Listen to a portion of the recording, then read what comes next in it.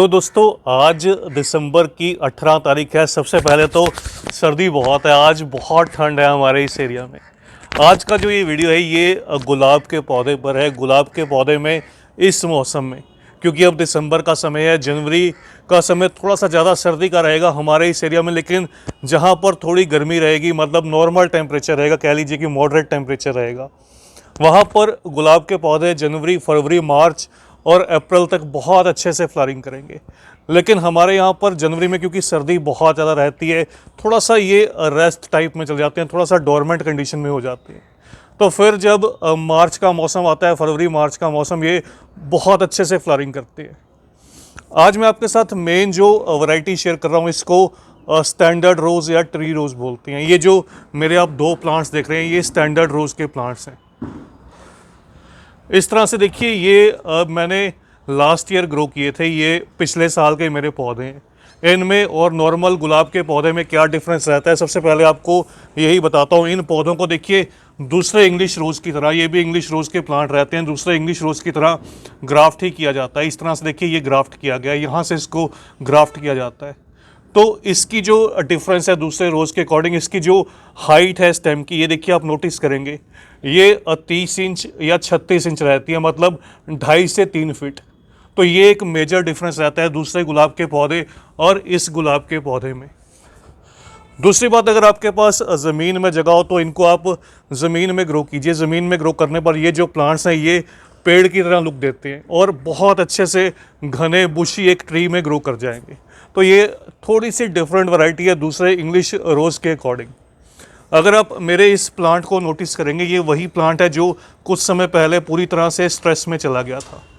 तो इस प्लांट पर बहुत सी कलियां बनी है इस समय। अगर मैं काउंट करूं, ये देखिए इस तरह से 1 2 3 4, इस तरफ भी कलियां हैं, 5 6 7 8 9 10 11 12, यहाँ पर 13 14 15 और इधर पीछे की साइड पर 16 17। तो इस तरह से 18 से 20 जो कलियां इस पौधे पर ऑलरेडी डेवलप कर चुकी हैं।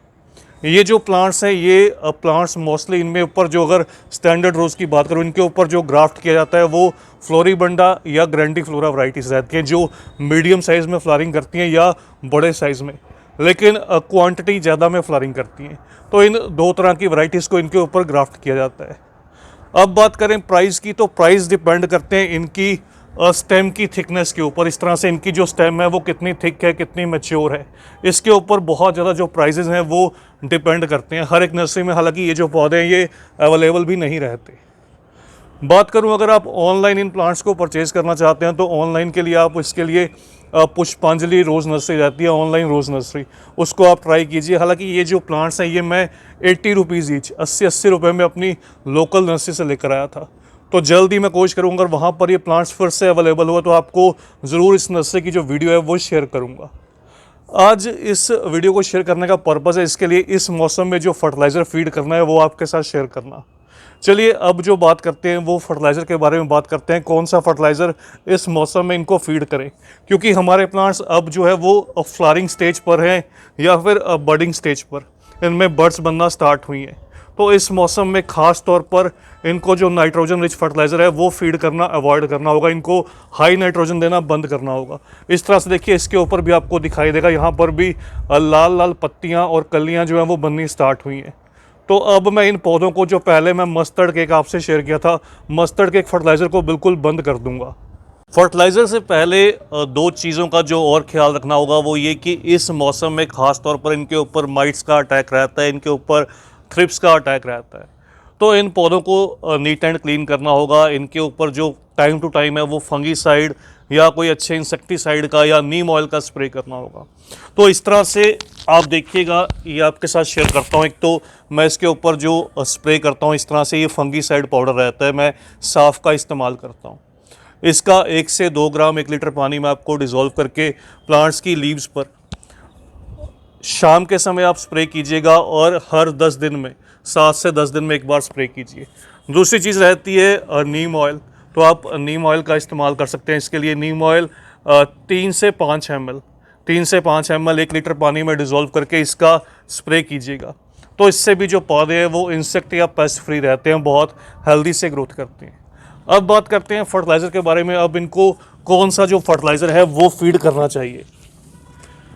जैसे मैंने आपको कहा कि अब मैं इसको नाइट्रोजन रिच फर्टिलाइज़र फीड नहीं करूंगा, तो अब मैं इनको जो फीड करने वाला हूँ इस तरह से, देखिए ये बैलेंस्ड एनपीके है। बैलेंस्ड एनपीके कोई भी अच्छी कंपनी की आपको ईजिली जो है वो सीड शॉप पर अवेलेबल रहेगी।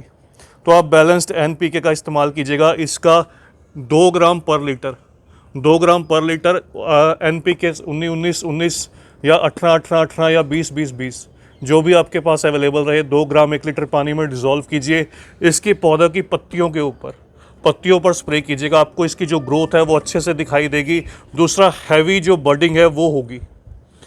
दूसरा, इसके अलावा आप इसके ऊपर म्यूरेट ऑफ पोटाश, इस समय पोटाश का जो इस्तेमाल है वो बहुत इंपॉर्टेंट रहता है। पोटाश का जो यूज़ है वो इस समय वो फ्लावरिंग को बूस्ट करेगा, साथ के साथ फ्लावर के साइज़ को, शेप को, सभी चीज़ों को इम्प्रूव करेगा। तो म्यूरेट ऑफ पोटाश 1 ग्राम पर लीटर। अगर आपके पास म्यूरेट ऑफ पोटाश ना हो तो आप NPK 0050, आप NPK 0050 का इस्तेमाल कीजिएगा। उसका भी 1 ग्राम 1 लीटर पानी में वीकली आप स्प्रे कीजिए। इतना करने से आप नोटिस करेंगे आपके जो पौधे इस तरह से हैवी बर्डिंग, हैवी फ्लावरिंग करने लगेंगे। इसके अलावा जो मेरे दोस्त सेंडर जिन एरियाज़ में अवेलेबल रहता है, मैंने जो इन पौधों में यूज़ किया है वो मिट्टी का इस्तेमाल किया है। मैंने इसको मिट्टी के अंदर, सॉइल के अंदर ग्रो किया है। अगर आपके एरिया में सेंडर अवेलेबल हो तो आप इनको सेंडर में ग्रो कीजिए। सेंडर में जो रिज़ल्ट है वो बहुत ही अच्छा मिलेगा। तो इस तरह से आप अपने पौधों को हेल्दी रख सकते हैं, इनकी ग्रोथ को, इनकी बडिंग को, इनके फ्लावर्स को बढ़ावा दे सकते हैं। और लास्ट में बात करूं तो एक जो चीज़ और बहुत ज़्यादा इंपॉर्टेंट रहती है वो है मैग्नीशियम सल्फेट या एप्सम सोल्ट। एप्सम सोल्ट एक माइक्रो न्यूट्रेंट रहता है जो बहुत इंपॉर्टेंट रहता है फोटोसिंथेसिस के प्रोसेस को कंप्लीट करने के लिए। तो इस मौसम में हैवी फ्लावरिंग के लिए, अच्छे और सुंदर फ्लावर्स के लिए आप एप्सम सोल्ट का स्प्रे कीजिएगा 1 ग्राम 1 लीटर पानी में डिज़ोल्व करके। वो भी आप वीकली स्प्रे कर सकते हैं। इससे प्लांट्स हेल्दी से ग्रोथ करेंगे, आपको जो लीव्स हैं वो शाइनी नज़र आएंगी, अच्छे से डेवलप होंगे। तो बस दोस्तों, इन चीज़ों का आप ख्याल रखिएगा। इस मौसम में तो आपके गुलाब बहुत बढ़िया से चलेंगे, अच्छे से ग्रोथ करेंगे, हैवी फ्लावरिंग करेंगे। तो बस आज की इस वीडियो में इतना ही। जल्द ही मिलते हैं किसी और नए टॉपिक के साथ, किसी और नई वीडियो के साथ। तब तक के लिए bye, happy gardening, take care.